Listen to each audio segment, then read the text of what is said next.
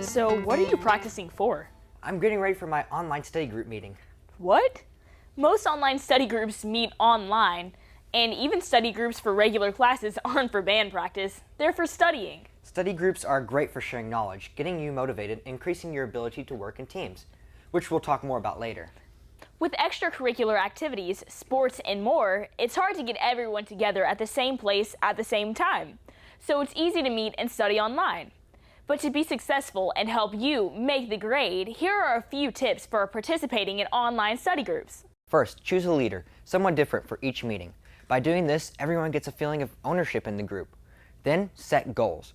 Write a list of questions to cover in that particular study session. Next, prepare an agenda to make sure main points are discussed. And over the course of the semester, share the workload. Create study materials, help other members learn, and compare notes. Because one of the best ways to learn is to teach someone else. Set regular meeting times like once a week or every 2 weeks. Whatever works best for the members of the group. Choose to meet real-time, virtually with tools such as Skype, by phone or chat room, or even in person. Stay in touch online by email, course mail, or group discussion boards. Participating in an online study group can help prepare you for working in teams. Many online courses require you to do assignments as part of a virtual team, with people you don't know or may never see. These team assignments might be instructor required or student initiated.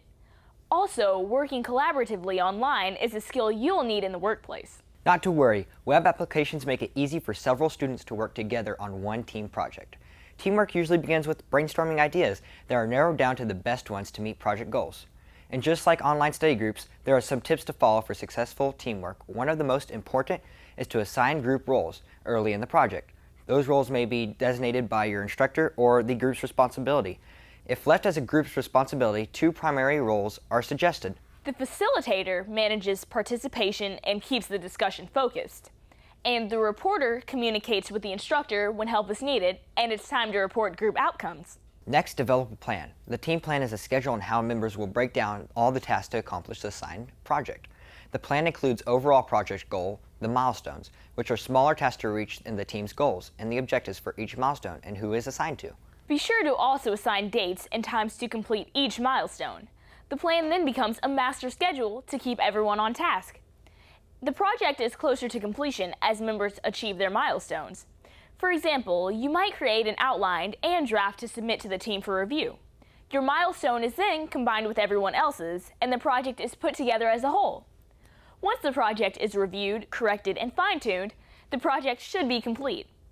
As with assigning group roles, planning may be designed by the instructor or left to the group's responsibility. We said it before, communication is the key. Participate on team discussion boards. You can do so at any of the time of the day. Post papers, graphics on the team exchange areas, common areas for all the members. If not provided in the course, request an area from the instructor or think up other means for the group. And send the messages to all the team members using texting or mailing list. Remember, your participation and your grades are linked to the success of the group. But what about those group members who don't do their part? It can be frustrating. Email the person privately and ask for an explanation. Give the person some examples of what the other members of the team are doing. Make sure that he or she is aware of the group expectations. Offer to help the person and perhaps transfer some of his or her work to other group members. After repeated attempts to get them involved, it's time to talk to your instructor. So if you want your group to perform, stay focused, communicate, and put a plan in place. Now let's learn online. Thanks for sharing the cake.